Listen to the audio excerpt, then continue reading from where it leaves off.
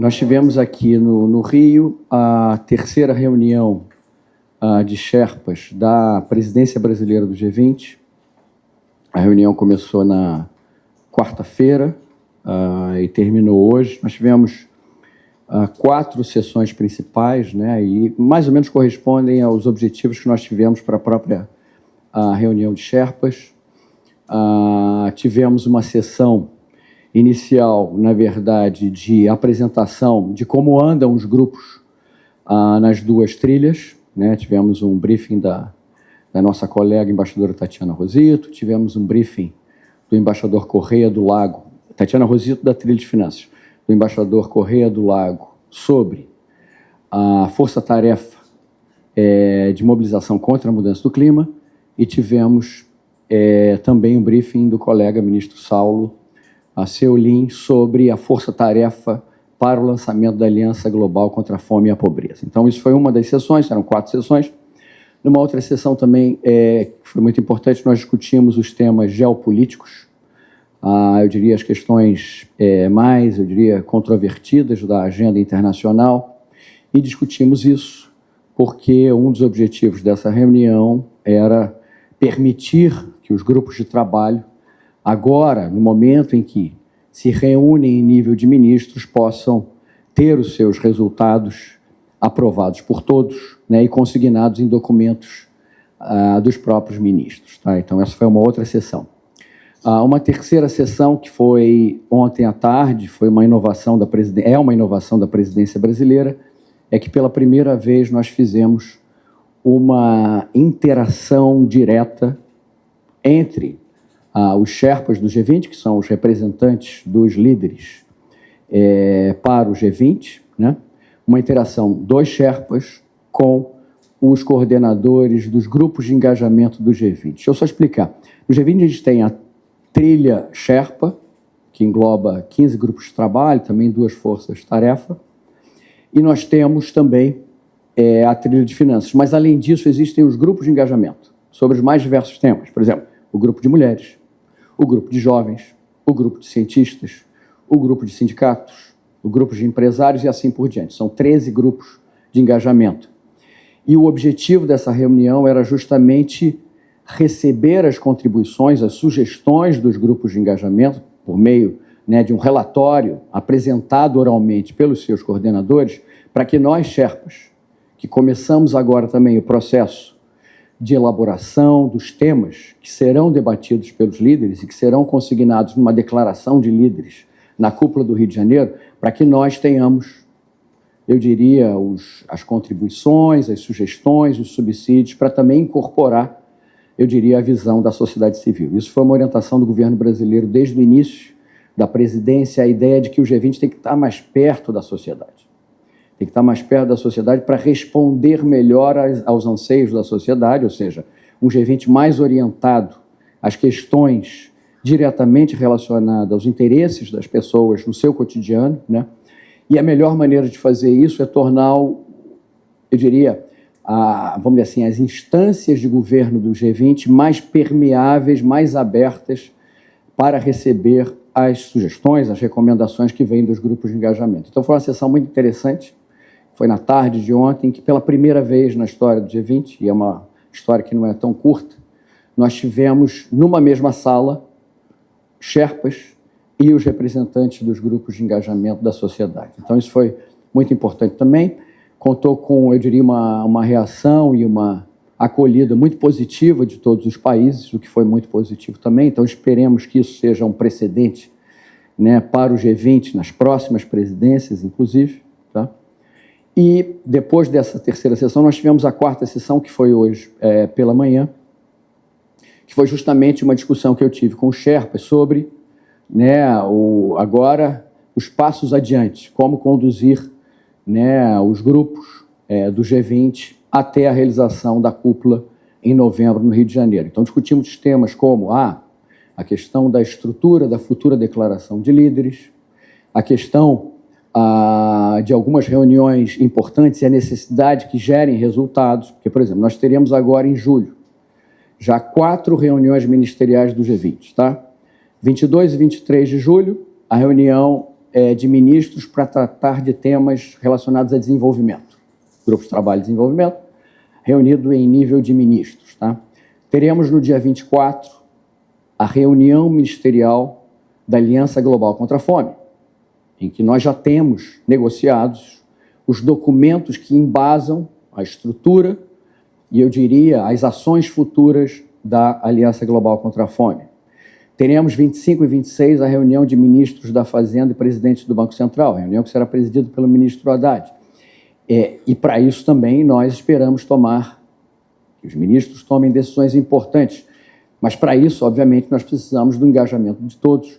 E foi importante essa reunião de Sherpas aqui, porque, de certa maneira, agora nós teríamos maior, eu diria, capacidade das áreas e, portanto, dos próprios ministros de avançar nos temas de sua responsabilidade.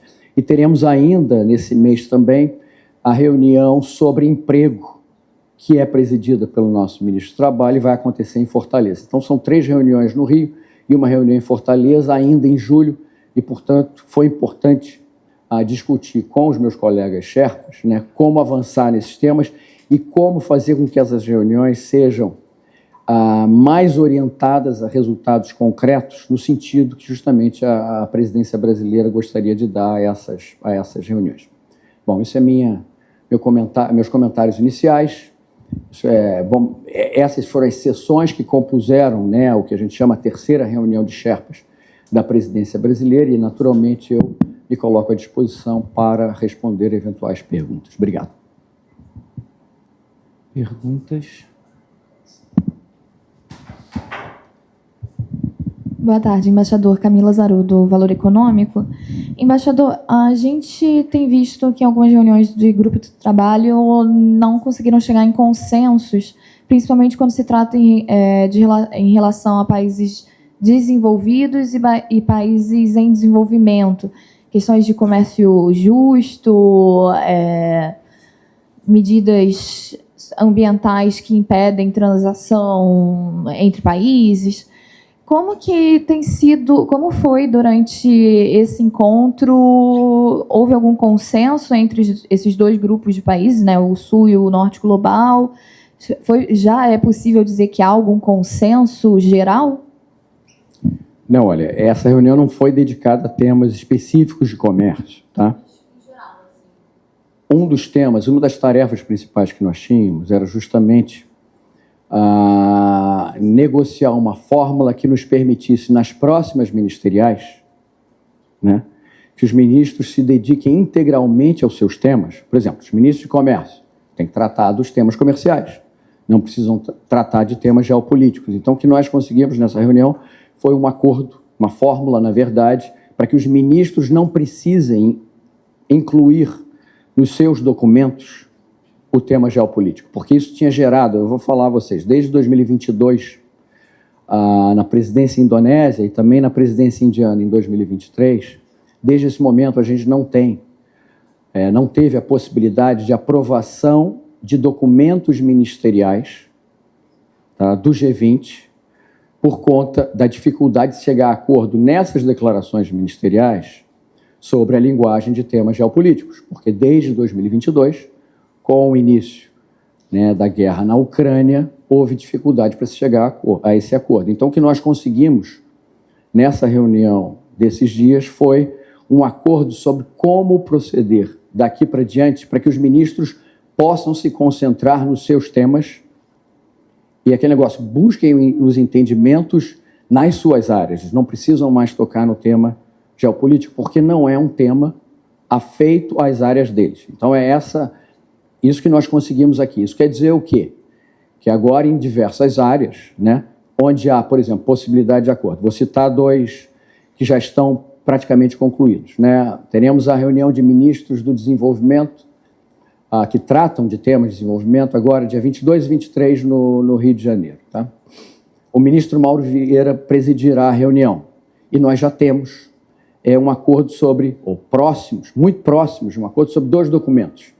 Um sobre a questão da redução da desigualdade, nas suas mais variadas formas, desigualdade racial, desigualdade de gênero, desigualdade socioeconômica, desigualdade entre os países, né? E teremos um outro documento que é sobre acesso à água e saneamento. Como os países do G20 devem atuar melhor em cooperação para que se amplie o acesso à água e saneamento básico por todos os países, não só do G20, mas eventualmente outros países que não fazem parte. Esses dois documentos, né, que estão praticamente concluídos, estavam pendentes de uma solução sobre incluir ou não linguagem geopolítica.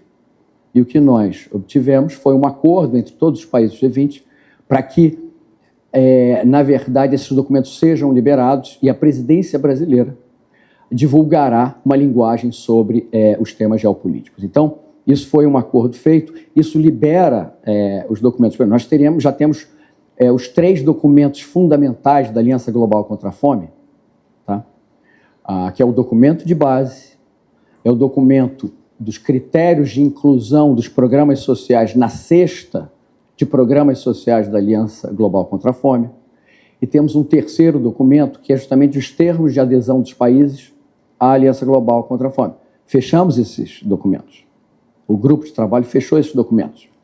Mas havia a interrogação sobre, serão liberados os documentos se houver acordo sobre uma linguagem sobre temas geopolíticos, e que nós temos a possibilidade agora, no dia 24, na reunião sobre a Aliança Global contra a Fome, tornar públicos esses documentos, porque são documentos derivados do acordo entre todos os países do G20. Então, isso, não sei se é um pouco complexa essa relação entre a reunião de Sherpas e as outras, mas nós, como enviados dos presidentes, dos líderes, né, para coordenar o trabalho do G20 como um todo, o que nós conseguimos foi liberar as reuniões dos grupos de trabalho em nível ministerial para que produzam os seus resultados e não permaneçam reféns de uma discussão geopolítica. É isso. Eu estou passando o meu colega aqui rapidamente, só para a gente não ter que retornar no tema. Eu preciso... Até tem outras perguntas para fazer para o senhor, mas Gabriel, do Estadão, queria lhe pedir para ser mais específico com relação a esse acordo do que conseguiram retirar sobre linguagem geopolítica desses assuntos que já estavam mais ou menos desenhados, porém emperrados. Sobre isso. Embaixador, boa tarde. Ricardo Della Coleta, da Folha de São Paulo. Sobre esse tema, eu só queria entender, nos documentos ministeriais, por esse acordo que o senhor mencionou, não haverá menção às crises geopolíticas, como havia nas outras documentações, ou o Brasil ainda apresentará uma linguagem em relação aos temas geopolíticos para serem incluídos nesses documentos ministeriais? E a minha segunda pergunta, ainda no gancho do colega, por esse acordo, então, a linguagem geopolítica, os temas geopolíticos serão tratados na reunião de chanceleres em setembro em Nova York? Seria esse o fórum? Eu só queria entender os termos desse acordo, especificamente sobre as reuniões ministeriais. E se eu puder, na sequência, eu queria saber se o governo brasileiro acha que vai ser possível se chegar a um acordo, a um texto para a reunião de ministros de finanças, que foi justamente em fevereiro, não se chegou à divulgação de um documento pelas questões que o senhor levantou. Se dentro desse acordo o senhor considera que agora, no final de julho, a gente vai conseguir ter uma declaração ministerial de finanças. Obrigado. Queria pedir para o senhor ser bem específico com relação a trechos que foram retirados desses documentos aos quais o senhor se referiu. Porque se a gente colocar genericamente que houve um acordo para retirar abordagens geopolíticas, a gente não vai conseguir dizer nada para quem está ali no caso. Não é simples, mas eu vou tentar falar da maneira mais explicada possível que eu consiga em relação a isso. Quando você tem um documento que é uma declaração ministerial, essa declaração, derivada de uma reunião como essa, o G20, os ministros, por exemplo, de comércio do G20, a reunião de ministros de comércio é bem mais adiante, não é agora em julho, né? Vão emitir uma declaração ministerial. Essa declaração só pode ser emitida como declaração de todos os ministros se houver consenso entre os ministros de que o texto está bem, tá? Então, acontece, desde a presidência da Indonésia, 2022, passando pela presidência indiana, 2023, né, não houve nenhuma declaração ministerial consensuada no G20. É isso que eu quero dizer a vocês, né? Por quê? Porque havia, muitas vezes, acordo sobre a substância, Podemos avançar, por exemplo, no tema educação. Ministros da educação podem avançar. Mas alguns países exigiam que houvesse um parágrafo mencionando a questão da Ucrânia, por exemplo. E aí não se chegava a acordo sobre a linguagem, eu estou dando um exemplo, né? Sobre a guerra na Ucrânia, e, portanto, os ministros não emitiam a declaração conjunta. E cabia à presidência naquele momento, por isso que nós tivemos, durante a presidência indiana, uma sequência de declarações da presidência. Mas a declaração da presidência vincula a presidência, não vincula todos os países que compõem o grupo. Então, sempre, nesses momentos anteriores, foi impossível emitir a declaração como declaração ministerial, porque não havia acordo. Aí foi mencionada a questão também em São Paulo, da reunião de ministros das Finanças. Então, nós, Sherpas, né, recebemos a solicitação de negociar uma fórmula que destravaria as declarações ministeriais. Tá? E aí, o que foi feito? Nós negociamos com os países do G20 uma possibilidade justamente de destravar essas declarações ministeriais, não pela inclusão de um parágrafo sobre esses conflitos dentro da declaração ministerial, mas por uma outra solução.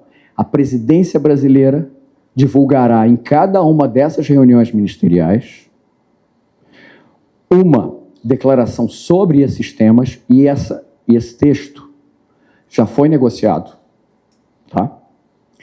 Uma declaração que libera as declarações ministeriais para serem exclusivamente ministeriais naquilo que lhes toca, certo? Nas suas áreas. Então, só para ficar claro, por exemplo, nós negociamos, já está negociado, né? O documento dos termos de adesão à Aliança Global contra a Fome. Os países já negociaram.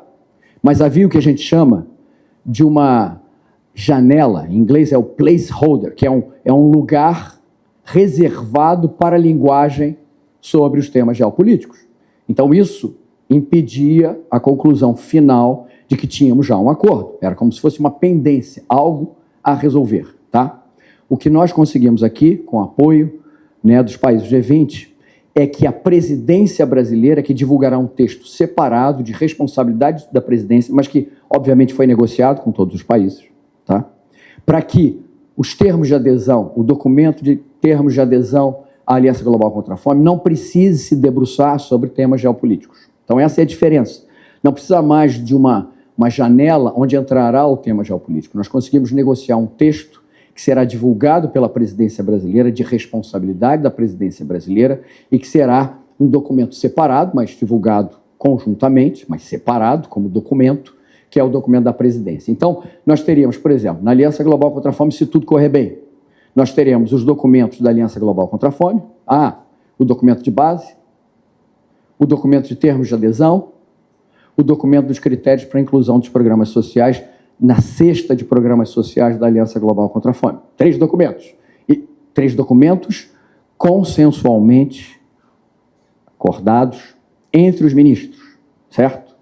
E em separado, uma declaração da presidência sobre os temas geopolíticos, com o texto que foi, obviamente, negociado, mas é de responsabilidade da presidência. Essa é uma fórmula que foi usada em outro grupo, que é o grupo APEC, né, que é o grupo de países, Grupo de Cooperação Econômica dos Países do Pacífico, né, e que foi usada, inclusive, numa reunião, em 2 reuniões já, ministros do Comércio e ministro de Mulheres. Então, é uma fórmula que, na verdade, já foi adotada, inclusive por alguns dos países que compõem o G20. Nem todos os países do G20 estão na APEC, mas muitos países que estão no G20 estão na APEC. Então, essa fórmula que foi usada por outro grupo também será usada pelo G20. Agora, obviamente que foi negociado um texto específico para que a presidência brasileira possa divulgar esse texto, e isso é suficiente para liberar, para destravar todas as declarações ministeriais, o que acontecia, como eu disse, desde o início de 2022. Então, a gente tem agora, finalmente, em meados de 2024, a oportunidade de que os ministros que se reúnem no G20 possam divulgar as suas declarações. Então, respondendo também diretamente a sua pergunta sobre ministros de Finanças e presidente do Banco Central. Estava ao meu lado, numa das reuniões, a embaixadora Tatiana Rosito, né, E já comunicamos a ela, porque isso foi inclusive conversado entre o ministro Haddad e o ministro Mauro Vieira, que um esforço nosso seria chegar a um acordo dessa natureza.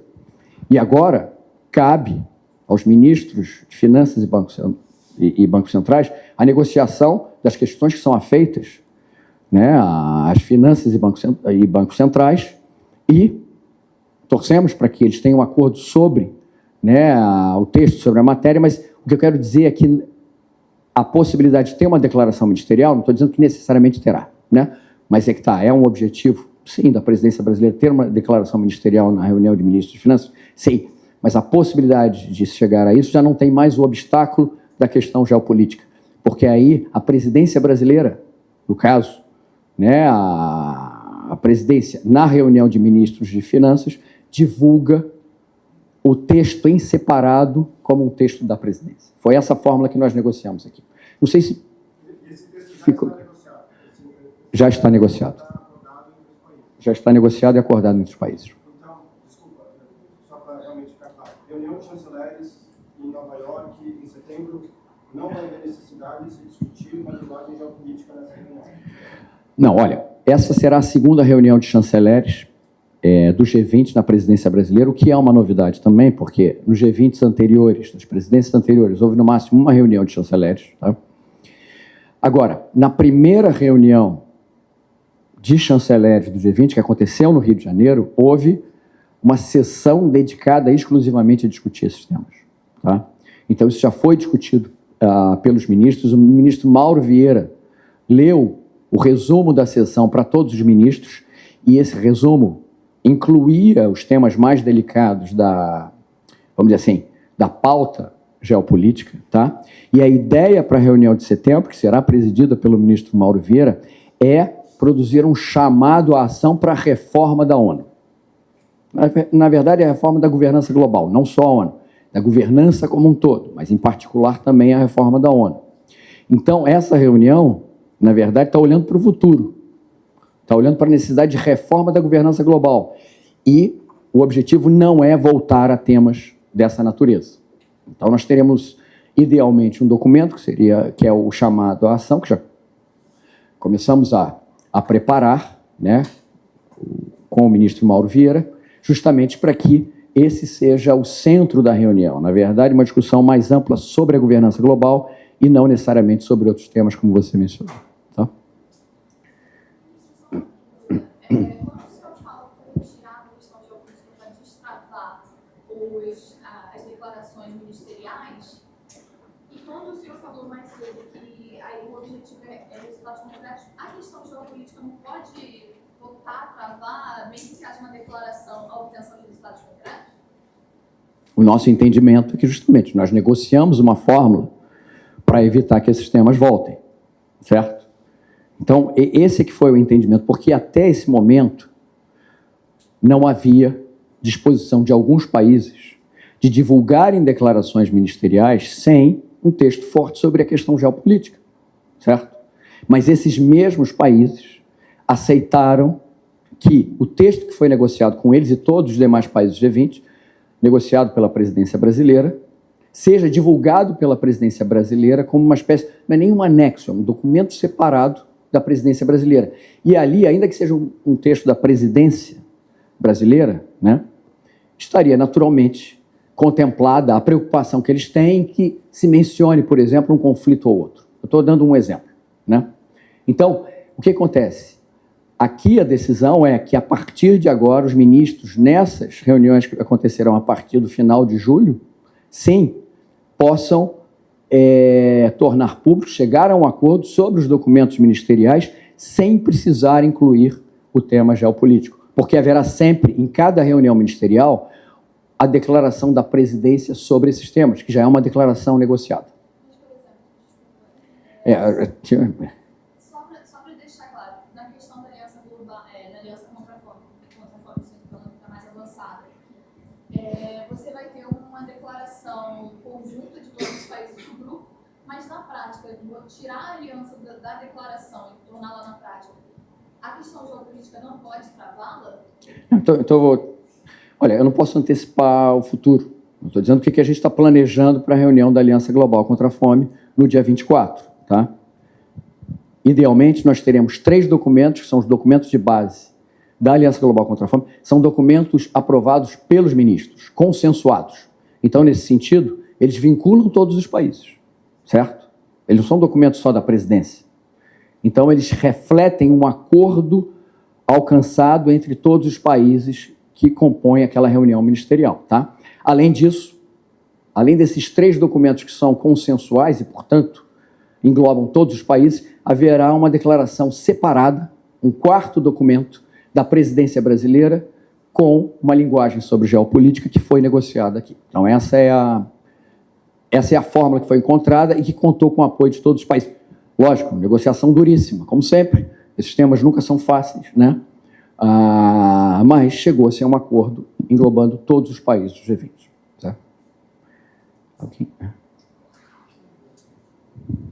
Eu sou Carolina Pessoa, sou da Rádio Nacional, da EBC. Eu queria saber um pouco mais sobre esse encontro que teve com a sociedade civil, que demandas que vieram, se pode dar mais algumas informações sobre esse momento.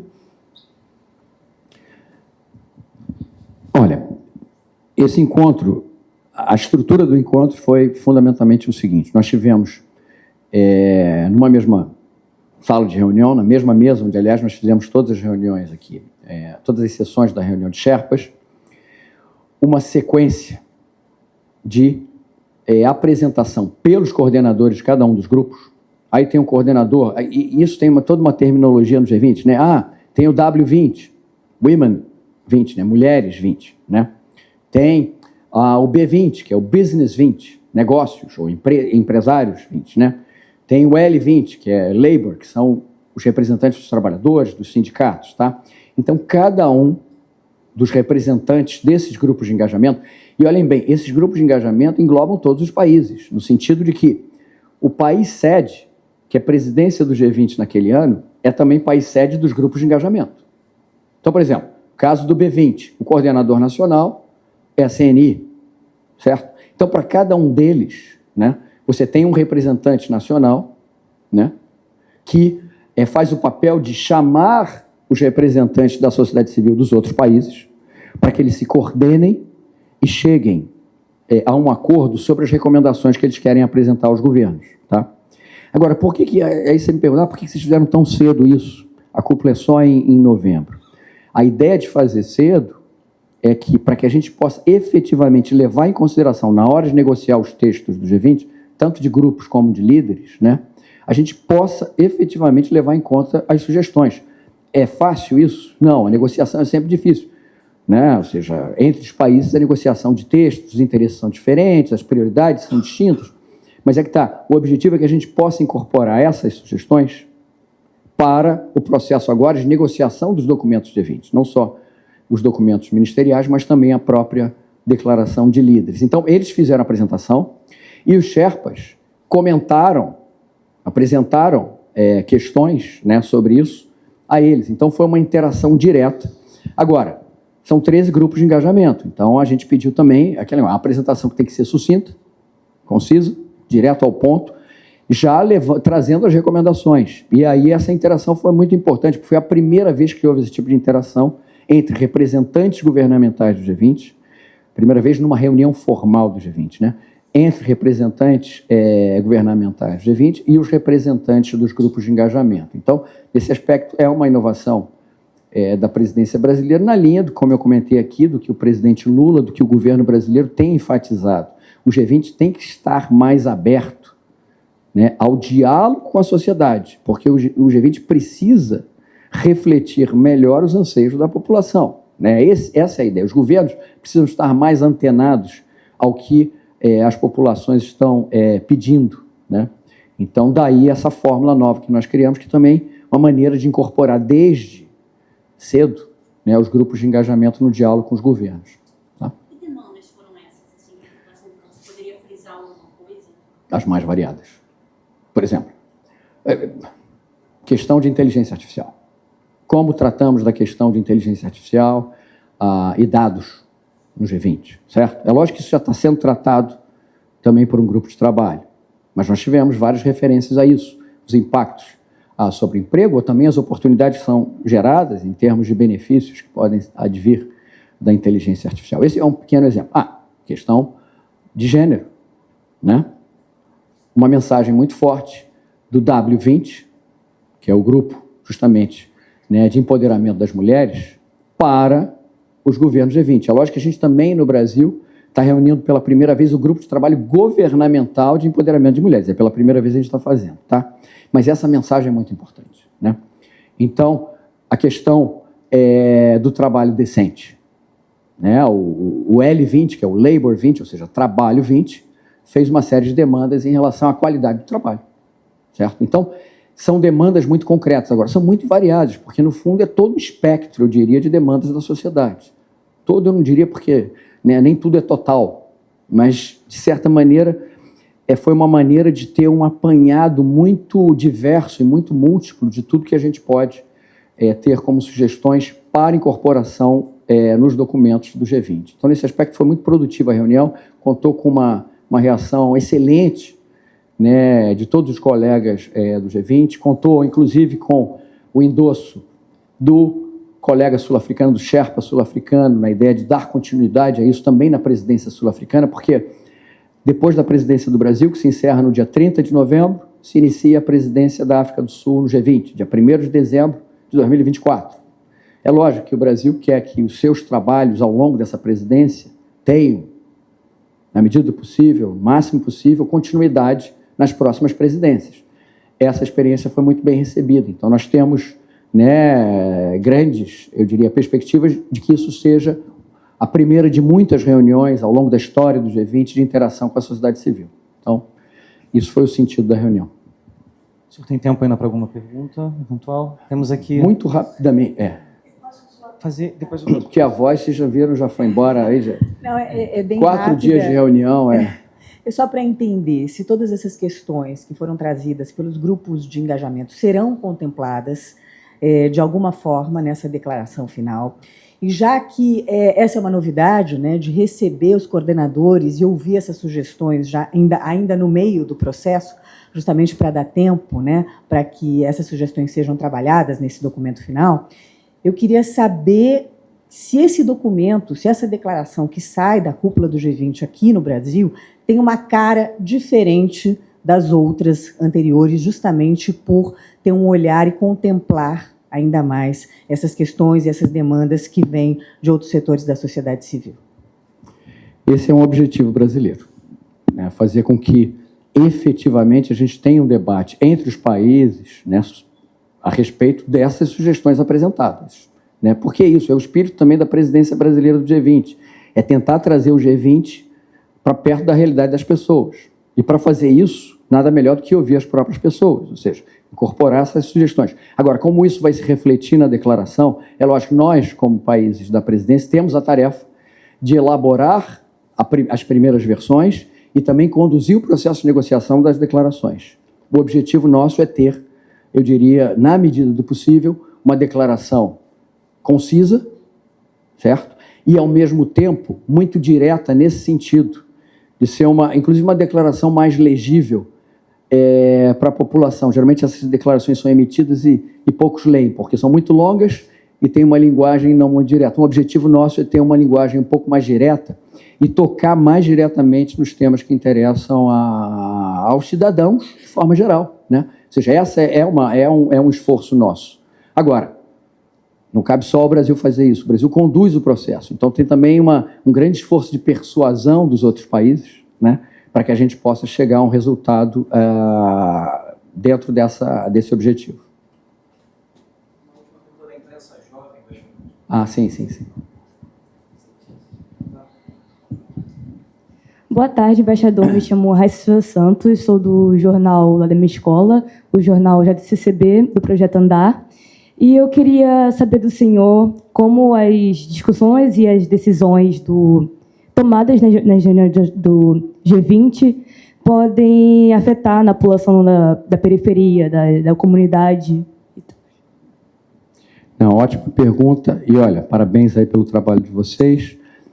O objetivo é esse. A gente tem em vários grupos de trabalho questões muito diretamente ligadas ao cotidiano das pessoas. Por exemplo, Grupo de trabalho de educação. Um dos temas que tem sido discutidos no grupo de trabalho de educação e aí falando de escolas, você que vem de escola, é a questão de como melhorar a qualidade do ensino nas escolas a partir da valorização do professor e como cada país do G20 conseguiu bons resultados nessa linha. Então, a gente está fazendo, na verdade, né, isso é conduzido pelo Ministério da Educação do Brasil, um diálogo, uma cooperação entre os países para justamente aperfeiçoar a qualidade do ensino por meio da valorização dos professores. E há várias maneiras de valorizar os professores. Então, eu diria, essa coleção de boas práticas e boas políticas que os países adotaram para melhorar a qualidade do ensino é algo que está sendo discutido no G20 e a nossa expectativa é que, com isso, a gente consiga efetivamente ter algum efeito sobre, por exemplo, a qualidade do ensino. Outro ponto, no grupo de trabalho de saúde, vai haver reunião ministerial de saúde, conduzida pelo nosso Ministério da Saúde. A gente está discutindo a produção regional de vacinas. O que é isso? Para produzir vacinas é caro, é difícil ter acesso à tecnologia, é difícil ter acesso a recursos, é difícil ter acesso à base industrial para isso. Por que não promover a produção regional de vacinas com maior integração entre os países vizinhos, para que a produção seja conjunta, e isso, por conta de escala, né, ou seja, de tamanho de produção, permita, né, uma produção maior de vacinas para, por exemplo, combater pandemias ou doenças em geral, né? Então, esse tipo de questão muito concreta, né, é discutida nos grupos de trabalho do G20, ou seja, cada um deles, que são grupos muito concretos, tem o grupo de trabalho de saúde, tem o grupo de trabalho de educação, tem o grupo de trabalho de agricultura, né? Então, são os mais diversos grupos, cultura também tem um grupo, né?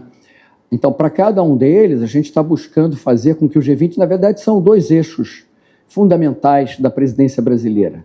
Mais concretude e resultado prático na vida das pessoas, com um eixo norteador que é preciso reduzir as desigualdades. Então, por exemplo, grupo de economia digital, que é um grupo muito importante. Como reduzir a desigualdade no acesso aos meios digitais?